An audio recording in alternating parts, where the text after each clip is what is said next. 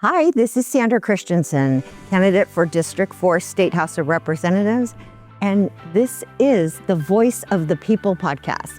I'm super excited about my guest today. It's a very dear friend. His name is Derrick Boles. He is Mr. Unstoppable.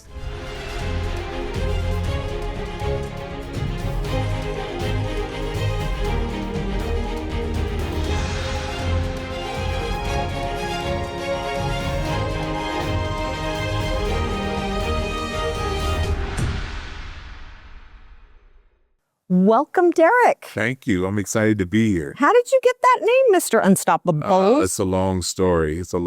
But probably the biggest thing is I'm just happy to be, in the state of Arizona. I think there's some unbelievable things happening. And more than that, I'm excited to share a little bit about what's going on and really support what you're doing, because what you're doing is super important, as you know. It is. And one thing that you and I have in common is we both want to pour into the next generation.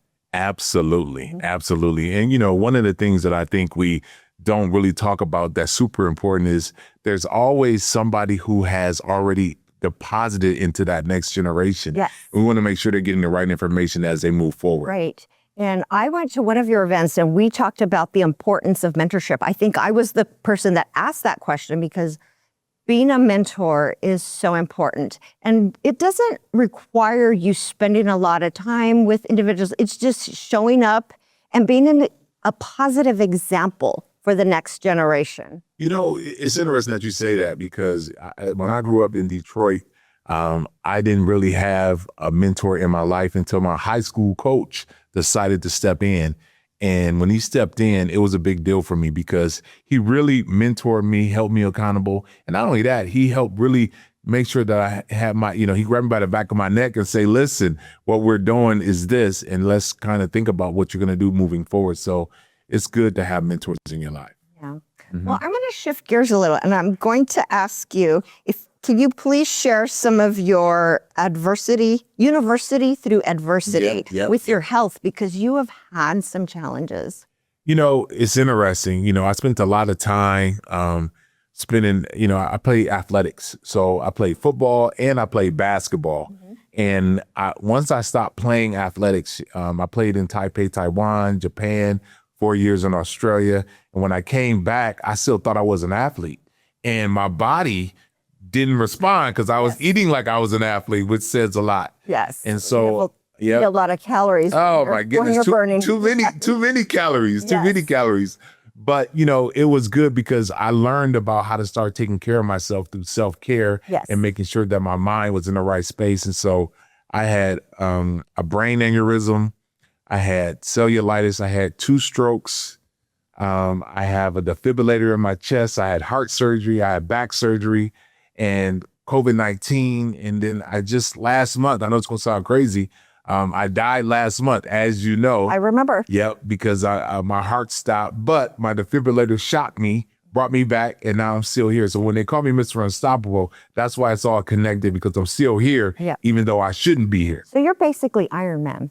I'm not going to say I'm Iron Man, but I will say this. I will always honor the reason why I'm here. God. I mean, people don't talk about God, but I will. I don't really care. True. And for me, I just think being able to have somebody pour into you like God, who oversees everything, he has the last 100%. say. And I think that's why we became such good friends right away. Right away. We as believers vibrate at a higher level. It's very different from just head down, going through the grind. We try to spin things in a positive manner, and not everything doesn't come up roses. But I think that's where you and I really connected through God and our ministry. And people can have ministries in public office. They can have ministries in sports. It's about showing up, especially for you and I, for the next generation, but to hold yourself to a higher standard and teach that to the next generation. You know what? And I love that you say that, because sometimes we sometimes, and I always say this all the time, iron sharpens iron. Absolutely. And people don't understand, like, it doesn't matter your background, where you grew up, your community. Like, once people come together and iron is iron, it's going to get sharpened either way, good, bad, or indifferent, because we have to hold each other accountable. So we do. I get excited when you talk like that. You got my spirits moving a little bit. Well, Derrick, why don't you tell us about the Courage to Lead tour? And you have a book. You're an author. You're a motivational speaker. You're just an amazing individual. Well, I appreciate the love, but the truth is, one of the things that I think really resonates is our relationship, what we have right now. Because, I want to take it full circle because, yes, I want to talk about the Courage to Lead tour, but I want to talking about supporting you with what your vision is. So let's have a moment to let me flip it on you. I'm gonna do a little bit of old school on you. So tell me what your vision is and what you're trying to make happen. I know you're doing something that's a really powerful position in the state of Arizona. Yes. So talk to me. Let me flip it on you. Yeah, let's do it. So as you know, I'm on the governing board, Paradise Valley Unified. And that was our initial connection because you want to help do something phenomenal in our schools. Right. But I realized, this is my 4th year on the board, I realized that while I'm making an impact in my district, I don't want to stop at my district. I want to move it to the state level because I want schools to be centers of academic excellence. Okay. And I want all our students to thrive. You and I are what they call people of color. I don't really like that because I'm a woman of God and I'm an American. Okay. So I don't like to put people in boxes, but the world would say we are people of color. And I think it's important for people, going back to the mentor things, for kids to see that you and I are doing great things. Absolutely. In the name of the Lord, right? And we're not embarrassed. We're not embarrassed that we're Christians and we just, we'll say that out loud. So that's the number one reason, is to make our schools centers of academic excellence.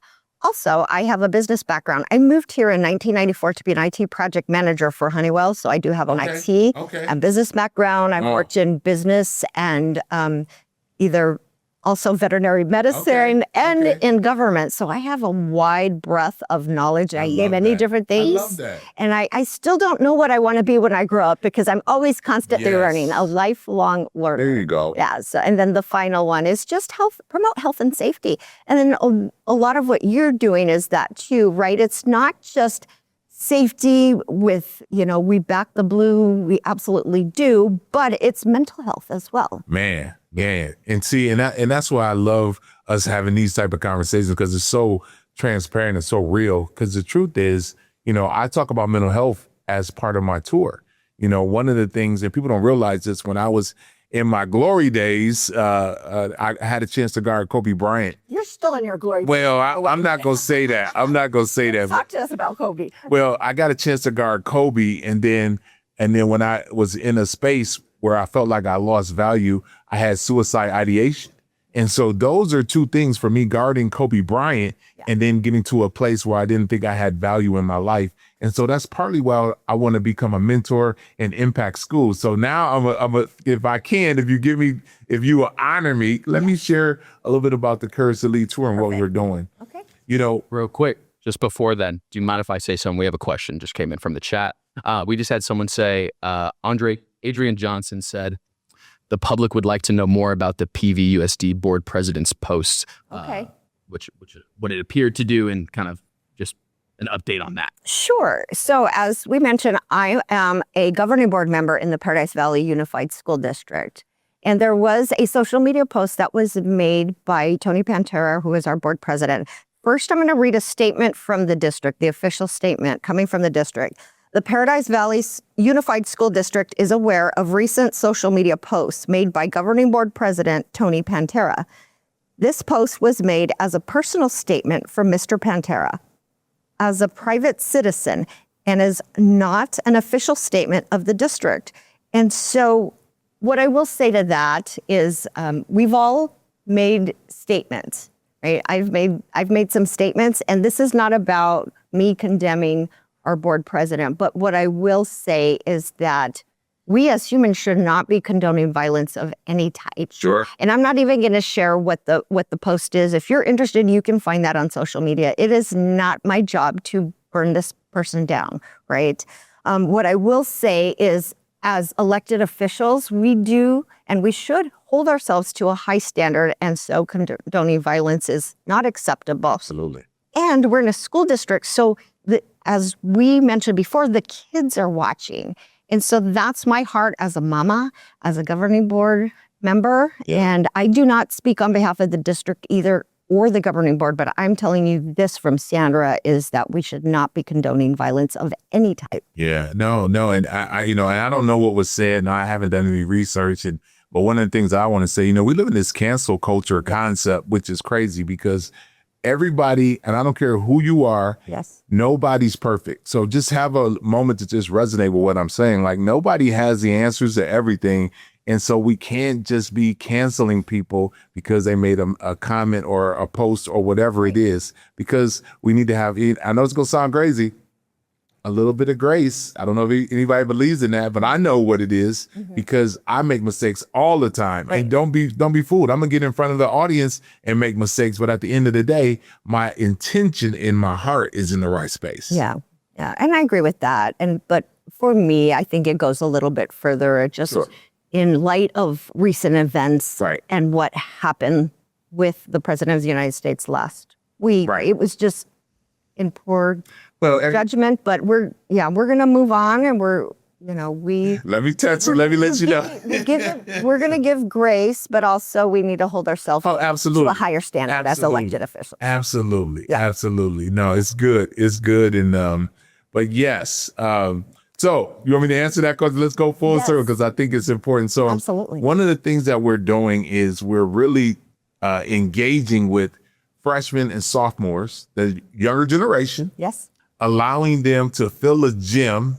We're going to start here in Arizona, which gets me excited.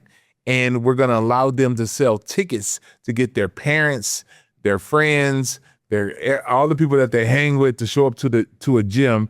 And then we're going to have me share a message of about 20 minutes, which is simple, not too much.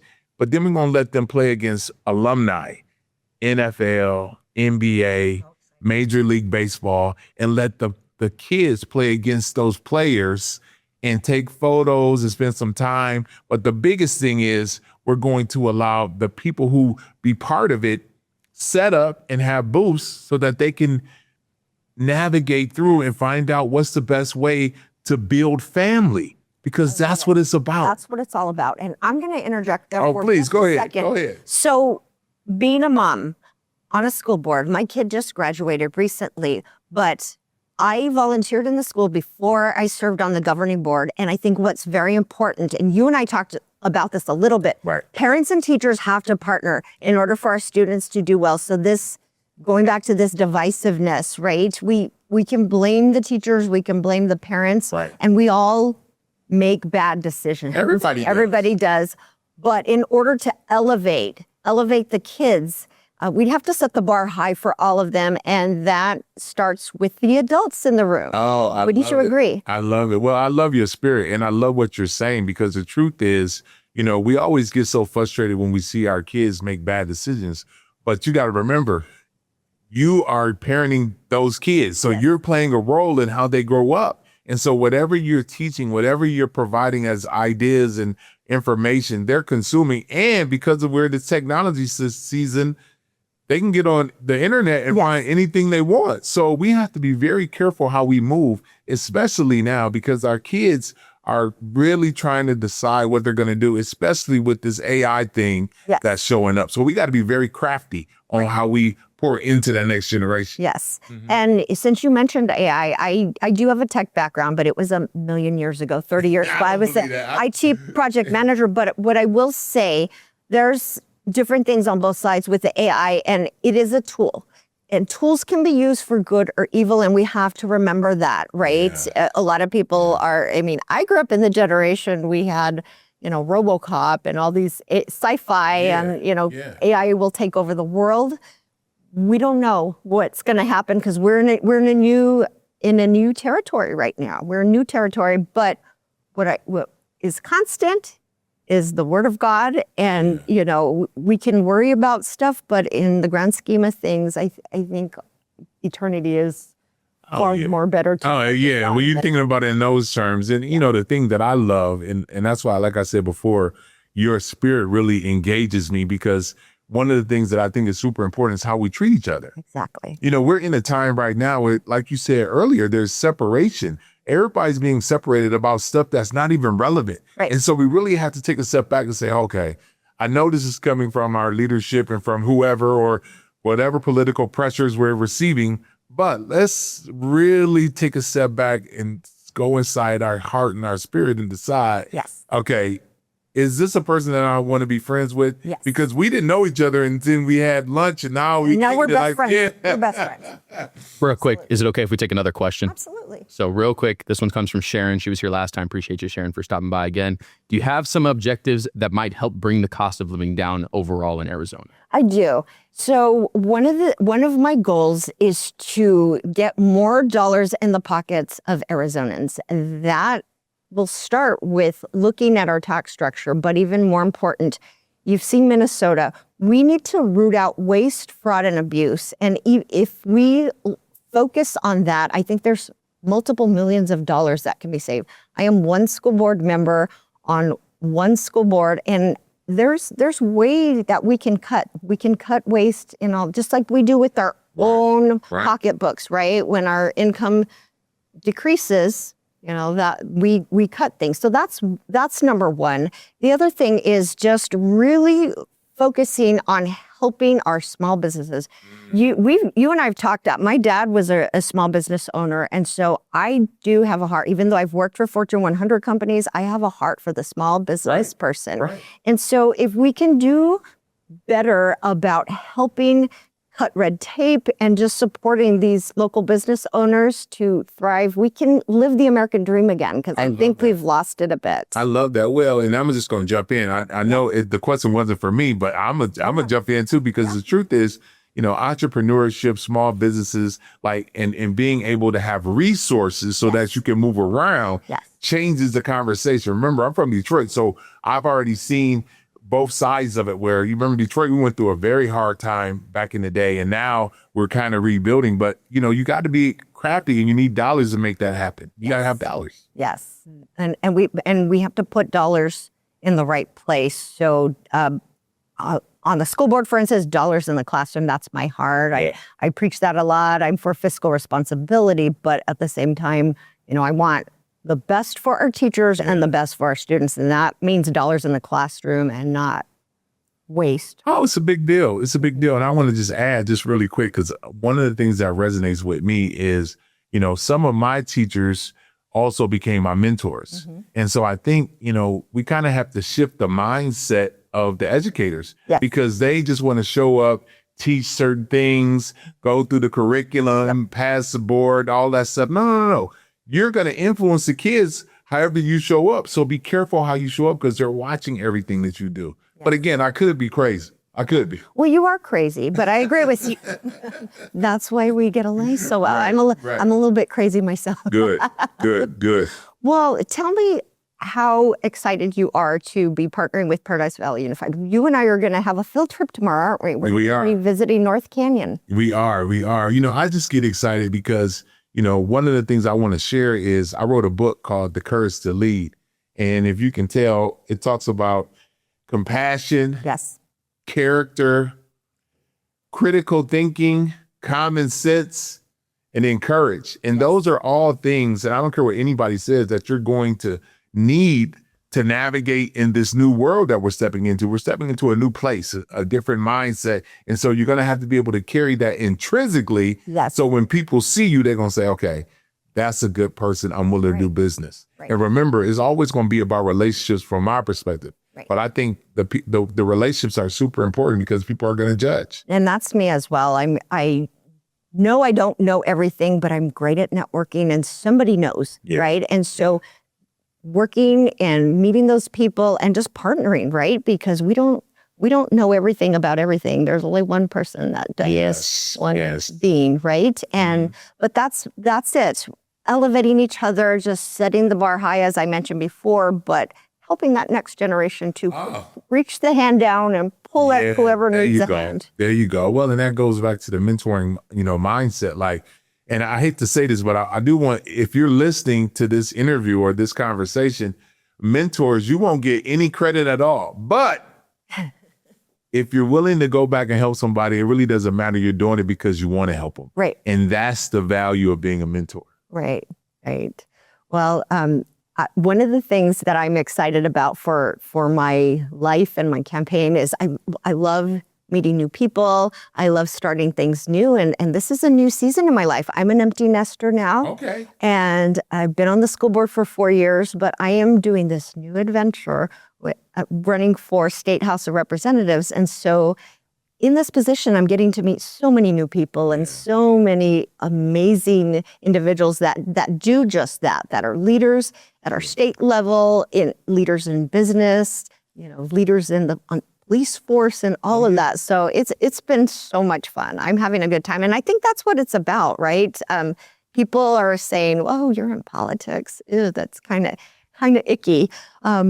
But I'm making it fun and I'm making it worth my while, right? Because this is part of my life and this is what I want to do. I want to make things better for my son, the next generation, for Arizona and the United States of America. Yeah, well, and I love that you have that energy and that fire. Yes. That gets me excited because, people always try to, and I hate to say it, we underachieve and never reach our potential. And so I love that you're stepping into that space, and I'll do whatever I can to support you. Thank you. And obviously, I have a little bit of influence, so I'm gonna try to get people to understand it's important to get the right people in the right positions so that they can help make our world a better place. Right. And I love what you're saying. Influencing the next generation is invaluable. It is. And I'm gonna say this as ideas for people to really process. Like sometimes we're gonna invest and we won't even be alive to see the next generation. So I love that you said that because the reason I got on the school board is I am in an organization called Moms in Prayer. And I believe the Moms in Prayer groups prayed me into the role of school board.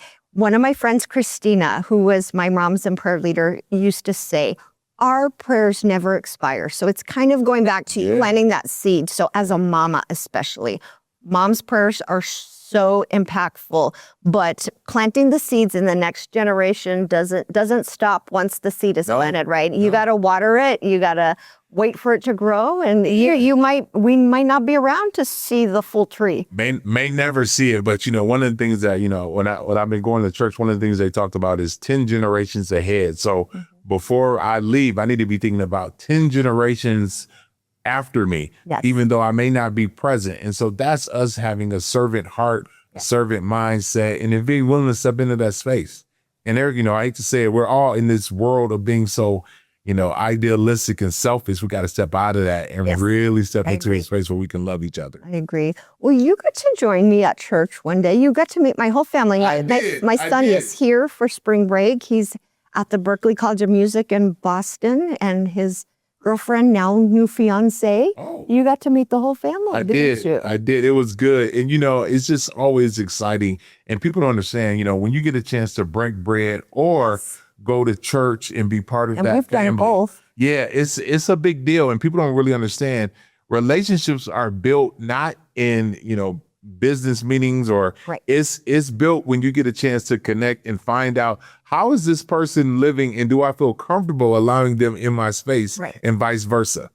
Right, because our space is sacred. I know mine is. And we don't let just anybody into our worlds, right? I mean, we're going to be kind of respectful to everybody, but once you're in your personal space, that's yours. Yeah. What do you think about that? Well, I love it because you got to remember, I'm the guy that has died multiple times. And so now I'm very intentional on everything that I do. So to get in my space, you're going to have to really earn to get in there. And you're going to have to prove that you deserve to be in there because I'm not letting anybody get in there. It's called discernment. Wisdom and discernment. And that's one of the things when I go into board meeting that I always pray. I pray for wisdom and discernment because I study all of the board documents. I look at all the things, but sometimes, I think I'm right about something, and it's really served me well to kind of take a step back and let the conversation happen instead of trying to ask the question first and be right all the time, because I'm not right all the time. Right. But I think that's one of the lessons I learned being on a school board, right? It's nonpartisan, and I just happen to be the only conservative on that board, but it doesn't matter because we all have one common goal is to help the kids, the next generation, and set the bar high. So it's been a great experience. I've met a lot of different people, and we don't see eye to eye on a lot of issues, but we try to do the best for our students and the schools, and that's what it's all about. It is. And I love that, you cannot see eye to eye, but have the respect to allow them to have